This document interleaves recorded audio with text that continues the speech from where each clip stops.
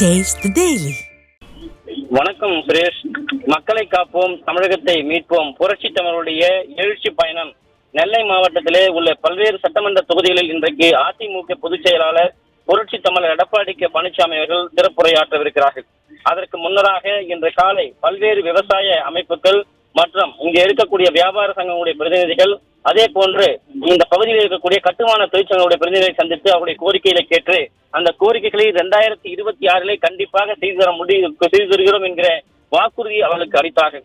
அதே போன்று இன்றைக்கு அதனை தொடர்ந்து இன்றைக்கு அனைத்து இந்திய அண்ணா திராவிட முன்னேற்ற கழகத்திலே ஏராளமான நிர்வாகிகள், இந்த பகுதியில் இருக்கக்கூடிய முக்கிய நிர்வாகிகள், அதனுடைய பிரதிநிதிகள் அனைத்து இந்திய அண்ணா திராவிட முன்னேற்ற கழகத்துடைய பொதுச் செயலாளரை சந்தித்து தங்களுக்கு ஆதரவு தெரிவித்தார். குறிப்பாக தமிழக மக்கள் முன்னேற்ற கழகத்துடைய தலைவராக இருக்கக்கூடிய ஜான் பாண்டியன், தமிழர் விடுதலை கழகத்துடைய நிறுவனர் ராஜ்குமார் ஆகியோர் அனைத்து இந்திய அண்ணா திராவிட முன்னேற்ற கழகத்துடைய பொதுச் செயலாளர் புரட்சி தமிழர் எடப்பாடி கே பழனிசாமி சந்தித்தார்கள்.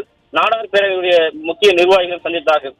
வெங்கடேஷ் திம்மாபுரம் என்கிற பகுதி சார்பிலே வெங்கடேஸ்வரா பொதுநல சங்கம் சார்பாக முழு நிலக்கரையும் அரசாங்கம் உத்தரவு போட்டு 165 அரசு கருவூலத்திலே கட்டப்பட்டு விட்டது. 169 பட்டா வழங்க அரசாணை வந்துவிட்டது. ஆனால் இதுவரை பட்டா வழங்கப்படவில்லை.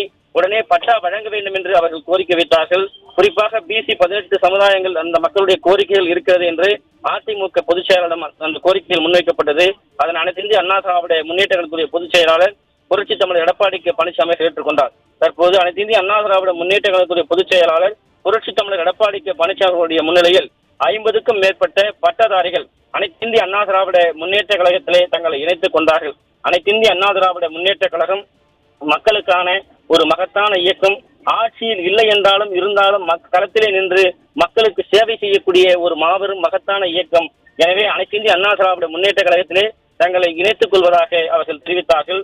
அதிமுகவில் இணைந்த 50க்கும் மேற்பட்ட பட்டதாரி இளைஞர்களை அன்போடு வரவேற்று அனைத்து இந்திய அண்ணா திராவிட முன்னேற்ற கழகத்துடைய பொதுச் செயலாளர் புரட்சி தமிழர் எடப்பாடி கே பழனிசாமி வாழ்த்து தெரிவித்தார்கள்.